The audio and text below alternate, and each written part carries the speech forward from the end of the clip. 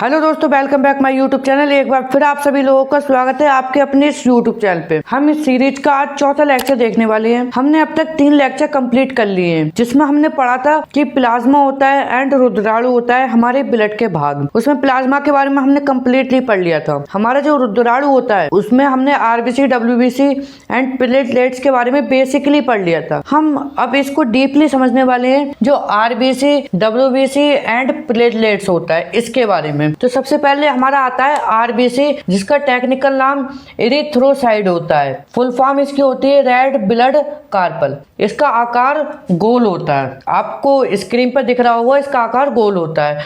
ऊंचाई पर जाने से आकार बढ़ जाता है। अगर कोई भी व्यक्ति ऊंचाई पर जाता है तो आपने देखा होगा कि सांस मतलब जो ऑक्सीजन लेवल होता है वो घट जाता है। जितना आप ऊंचा जाओगे, ऊपर को जाओगे, ऑक्सीजन की प्राप्ति उतनी कम होती है। जब ऑक्सीजन कम मिलता है तो इसका आकार बढ़ जाता है एंड इसके अंदर लाइसोसोम और केंद्रक नहीं होते हैं। अब ये लाइसोसोम क्या है? जब हमारा आरबीसी इसका जो कुछ टाइम सर्कल में चलता है उसके बाद ख़त्म हो जाता है, फिर उसके बाद नया आरबीसी बनता है। तो जब ये ख़त्म हो जाता है तो हमारा आरबीसी ऐसे रक्त बहता रहता है। आरबीसी जो ख़त्म हुआ होता है वो नसों में बहता रहता है। तो उसको जो ख़त्म करता है, उसको जो खाता है, उस मरे हुए आरबीसी को जो खाने का काम करता है वो करता है लाइसोसोम। लेकिन इसके अंदर लाइसोसोम होता ही नहीं है। समझ लो, लाइसोसोम होता ही नहीं है। तो अब ये जो मरा हुआ आरबीसी होता है वो कहाँ जाता है? उसको स्प्लीन या फिर हिंदी में जिसको कहते हैं तिल्ली, वो पकड़ लेता है। जो रुद्राणु का लगभग 95% भाग होता है, क्योंकि इसकी संख्या कितनी होती है? 50 लाख। अब बताओ, ये 50 लाख अकेले होता है, 50 लाख एंड ये 10,000 होती हैं ओनली, और ये 2 लाख होती हैं, और ये 50 लाख। तो भाई 95% तो होना अनिवार्य है। जो हमारा ब्लड होता है उसके अंदर आरबीसी होता है, आरबीसी के अंदर हीमोग्लोबिन होता है, हीमोग्लोबिन के अंदर आयरन होता है।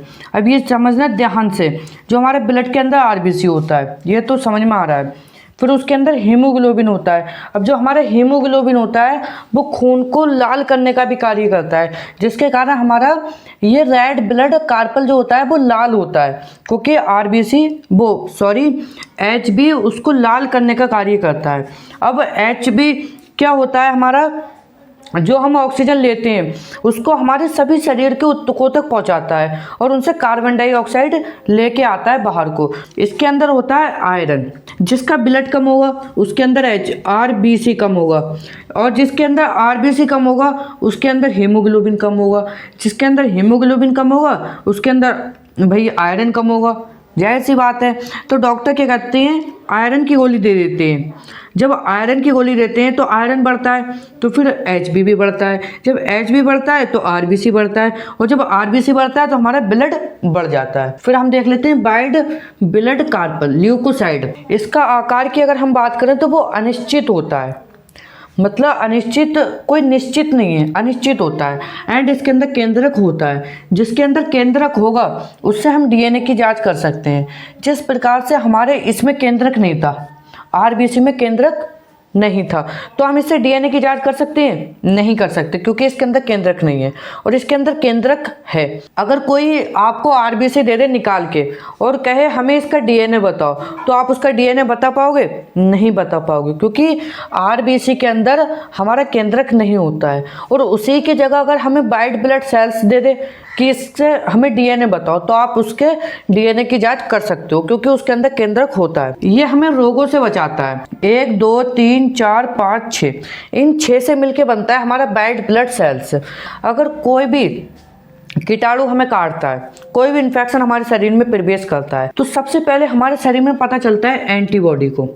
किसको? एंटीबॉडी को। अब एंटीबॉडी को पता चल गया। अब एंटीबॉडी कुछ वैसे कुछ नहीं करता है, एक्शन वगैरह कुछ नहीं करता है, वो डायरेक्ट जाता है लिम्फोसाइट के पास। अब लिम्फोसाइट से कहता है कि मतलब ऐसे ऐसे ये समझने के लिए कि ये इन्फेक्शन वगैरह है, तो जो लिम्फोसाइट होता है उस इन्फेक्शन को लिम्फोसाइट तुरंत मार देता है। पता किसको चला? एंटीबॉडी को। एंटीबॉडी ने किससे कहा? लिम्फोसाइट को। और लिम्फोसाइट ने उसको मार दिया। अब वो शरीर में ऐसे ही तैरने लगा। अब जब वो शरीर में ऐसे तैरने लगा तो हमारा मोनोसाइड एक्टिव हो जाता है। अब जो शरीर में बेकार से इन्फेक्शन था उसको हमारा मोनोसाइड क्या होता है, खा लेता है। और इन 3 का मेनली यूज़ नहीं है, इसीलिए हम इनको नहीं बता रहे। एंड लास्ट में देख लेते हैं प्लेटलेट्स के बारे में, जिसको हिंदी में बिम्बाणु कहते हैं एंड इसका टेक्निकल नाम होता है वो होता है थ्रोम्बोसाइट। इसकी संख्या 2 लाख होती है एंड इसका आकार उत्तल लेंस का ही होता है। उत्तल लेंस देखा है आपने, इस प्रकार से होता है उत्तल लेंस का ही, सही है। और इसके अंदर केंद्रक नहीं होता है, इससे भी हम डीएनए की जांच नहीं कर सकते। और ये क्या करता है, हमें शक्ति प्रदान करता है।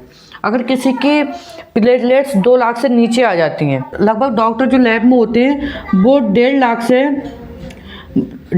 से 2 लाख 4 लाख के बीच देते हैं नॉर्मल। अगर इससे नीचे आ जाती है कोई भी किसी भी शख्स की प्लेटलेट तो उसको कमजोरी, थकान वगैरह हो जाती है। अगर आरबीसी कम है हमारा तो हमें बहुत सुस्ती लगेगी, और ये कम है हमें बहुत बीमारी होंगी। किसी किसी को आप देखते होंगे, किसी को बुखार बहुत आता है, बहुत जल्दी बीमार होता है बहुत, तो उसका ये इसमें कुछ प्रॉब्लम है। और किसी को सुस्ती बहुत है तो आरबीसी में प्रॉब्लम है। और किसी के अंदर ताकत कम है, बहुत ऐसी, कभी चक्कर आ जाता है कभी कुछ, तो उसके अंदर प्लेटलेट्स कमी है। आप इन सब का स्क्रीनशॉट ले सकते हो। एंड ये हमारी इस सीरीज का लास्ट